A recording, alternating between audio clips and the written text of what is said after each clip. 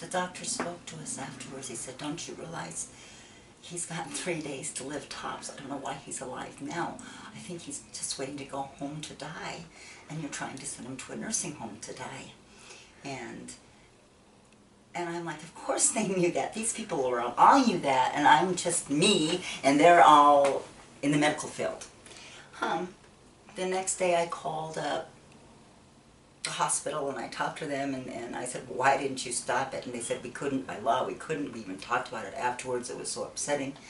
And then I think it was the chaplain who said to me, well, everybody grieves in their own way. And I said, grieve? My sister afterwards said to me that she'd waited all these years to see that suffering on his face. She talked about this. She goes, I know, I saw it. I was just writing about it in my notes. I went home. I cried and I cried.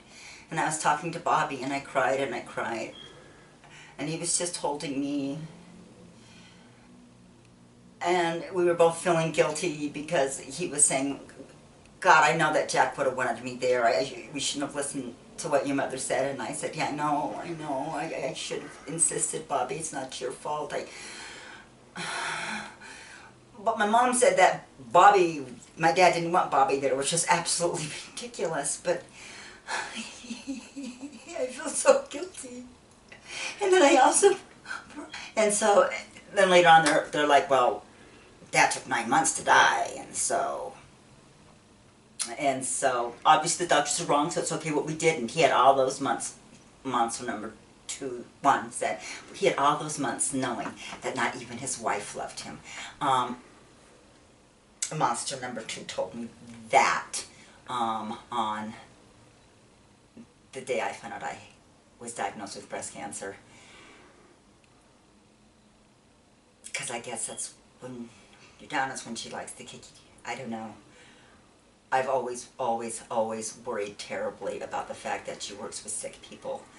And since she's always liked to kick me when I'm down, I wonder, it'd be the perfect opportunities for someone like her to get all the supply, getting people to love her and acting like she loves them, and then the people wanting to destroy her, that is something I worried about. I don't know if it's true. I strongly suspected it for many years before that, even. And so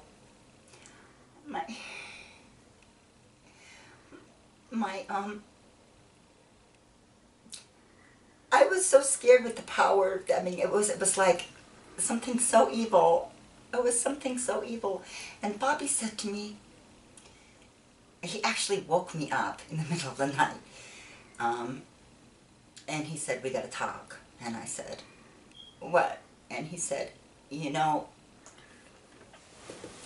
a few years ago, when Jennifer and her husband split up, monster number 1 had let us both know on the phone, both Bobby and I, that Jennifer wanted nothing to do with us, that she really couldn't stand us, she really couldn't stand me, but she didn't want to hurt our feelings, that we were too nurturing and we were too smothering, and that she just couldn't stand us. And now she's going through this time breaking up with her husband, and she can't pretend anymore, and that if it's ever okay, she will let me know.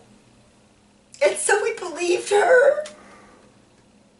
And I still don't know. Maybe it's true. Is it true? Nobody will tell me.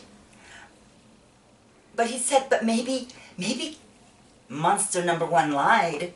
And I didn't see her for 5 months. And she sure acted different when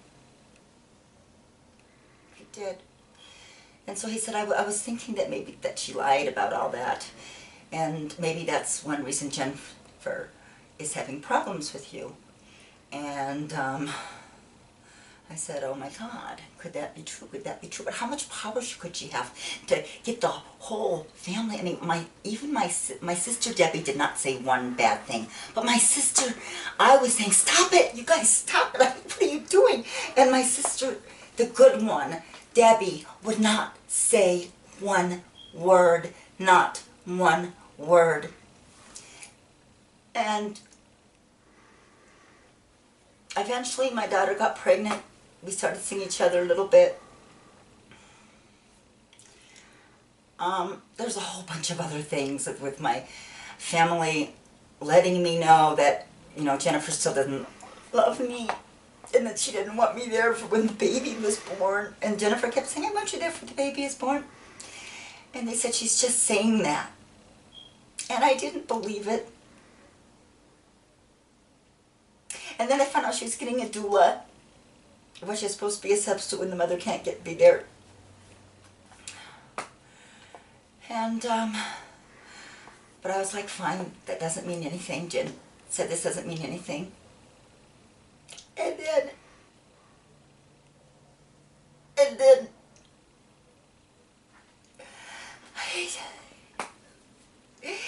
And then when she went into labor, I was there a day and a half. She had a really hard labor. And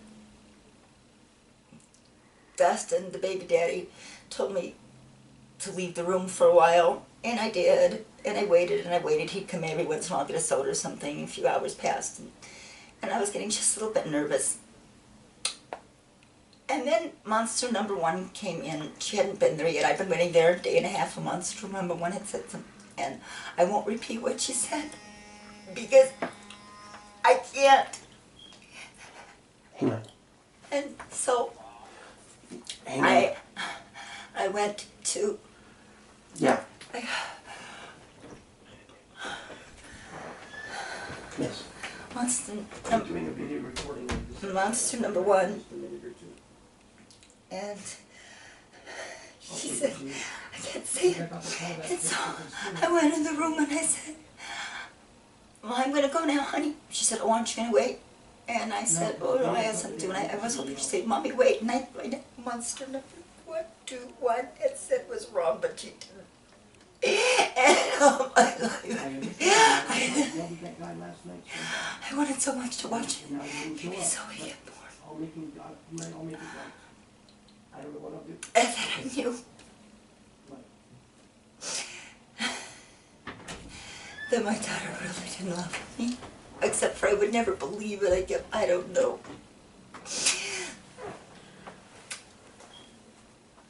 It was shortly after that my dad finally died.